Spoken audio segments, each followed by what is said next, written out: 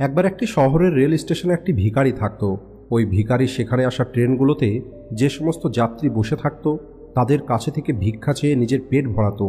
আর একদিন যখন ওই ভিখারি ভিক্ষা চাইতে যায় তখন সুটবুট পরে থাকা একটি ধনী মানুষকে দেখতে পায়। আর ওই ভিখারি ভাবে, নিশ্চয়ই এই মানুষটি অনেক বেশি ধনী, আর আমি যদি এর কাছে থেকে ভিক্ষা চাই তাহলে আমাকে নিশ্চয়ই অনেক বেশি টাকা ভিক্ষা দেবে। এরপরে ভিখারি ওই ধনী মানুষটার কাছে গিয়ে ভিক্ষা চাওয়া শুরু করে। আর ভিখারিকে দেখে ওই ধনী মানুষটি বলে, তুমি কি সবসময় মানুষের কাছে থেকে কেবল চাও? কখনো কি তুমি কাউকে কিছু দিয়েছ? এটা শুনে ভিখারি অবাক হয়ে বলে, সাহেব, আমি তো হলাম একটি ভিখারি। আমি মানুষের কাছে থেকে ভিক্ষা করে নিজের জীবন চালাই। আমার এতটা ক্ষমতা কোথায় যে আমি কাউকে কিছু দিতে পারবো?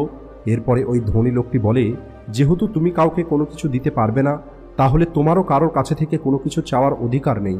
আমি হলাম একটি বিজনেসম্যান, আর আমি লেনদেনে বিশ্বাস করি।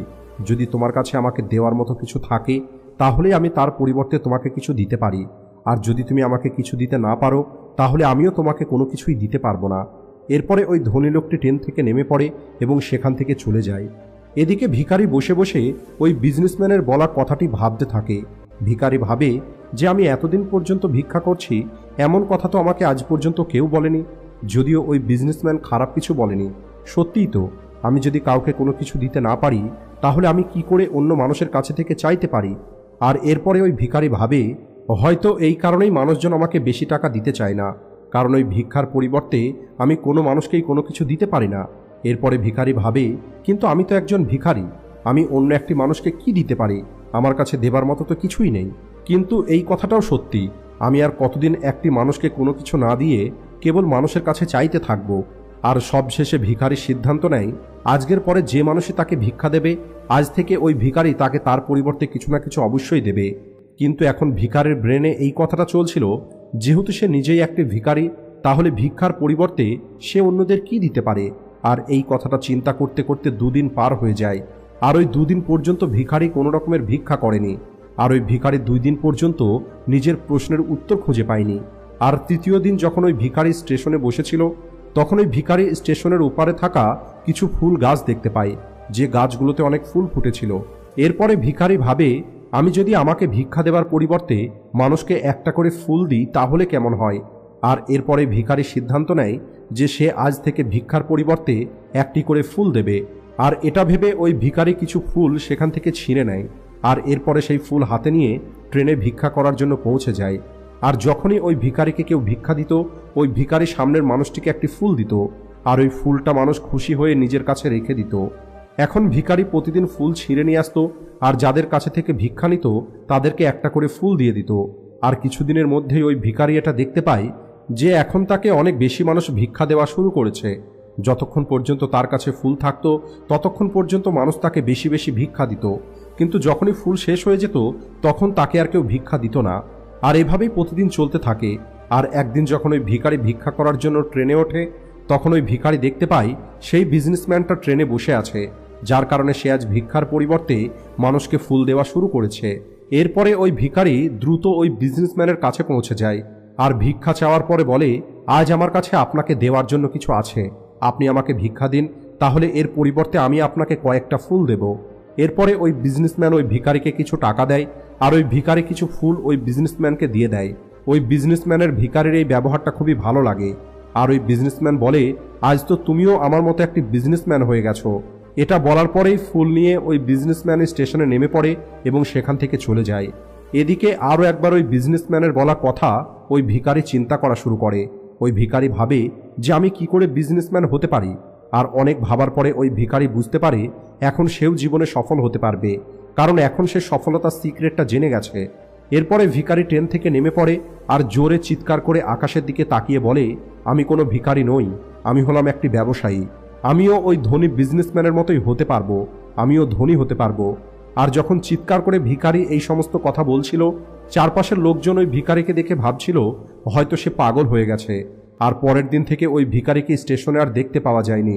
আর 6 মাস পরে ওই স্টেশন থেকে দুটো মানুষ স্যুট বুট পরে যাত্রা করা শুরু করে। দুজনেই একে অপরের দিকে তাকায় এবং একে অপরের সঙ্গে হাত মেলায়। আর প্রথম ব্যক্তিটা বলে, আপনি কি আমাকে চিনতে পারছেন? দ্বিতীয় ব্যক্তিটা বলে যে না, আমি আপনাকে চিনতে পারিনি, আর আমার মনে হয় আমি আপনার সঙ্গে প্রথমবার দেখা করছি। তখন ওই প্রথম মানুষটি বলে যে না, মনে করে দেখার চেষ্টা করুন, আমরা প্রথমবার নয় বরং তৃতীয়বার দেখা করছি। এরপরে দ্বিতীয় ব্যক্তিটি বলে, কিন্তু আমার মনে পড়ছে না যে আমরা এর আগে দুবার কখন দেখা করেছিলাম। তখন প্রথম ব্যক্তিটি একটু হাসে আর বলে, আমাদের এর আগে দুইবার এই ট্রেনেই দেখা হয়েছে। আমি হলাম সেই ভিখারি যাকে আপনি প্রথম সাক্ষাতে বলেছিলেন যে আমাকে জীবনে কি করতে হবে।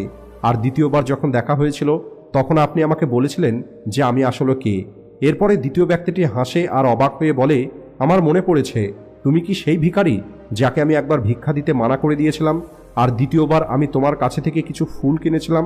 কিন্তু আজ তুমি এই স্যুট বুট পরে কোথায় যাচ্ছ, আর আজকাল তুমি কি করছো? তখন ওই প্রথম ব্যক্তিটি বলে, হ্যাঁ আমি হলাম সেই ভিখারি, কিন্তু আজ আমি ফুলের অনেক বড় একটি ব্যবসায়ী, আর ব্যবসার কারণেই আমি অন্য শহরে যাচ্ছি। এরপরে প্রথম ব্যক্তিটি কিছুক্ষণ চুপ থাকার পরে বলে, আপনি আমাকে প্রথম সাক্ষাতে সেই কথাটা বলেছিলেন যেটা এই প্রকৃতির নিয়ম, আর এই প্রকৃতির নিয়ম অনুযায়ী আমরা তখনই কোনো কিছু পাবো যখন আমরা কোনো কিছু দেব, আর এই নিয়মটা বাস্তবে কাজ করে, আর আমি এটা খুব ভালোভাবে অনুভব করি।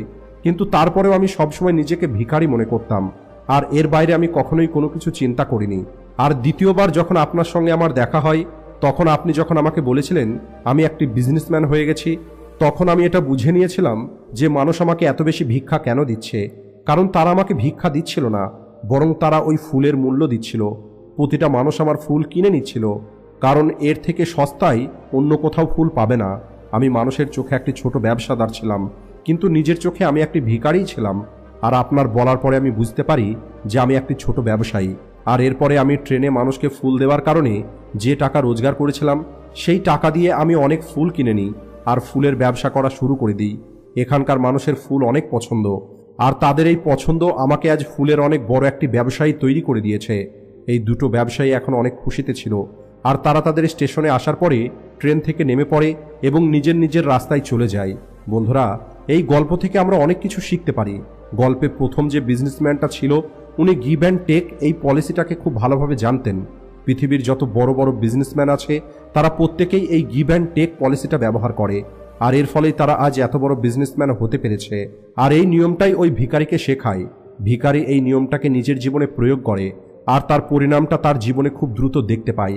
ওই ভিখারি বুঝে গেছিল যে তাকে কি করতে হবে, কিন্তু নিজের ছোট চিন্তার কারণে সে নিজেকে ভিখারি মনে করছিল।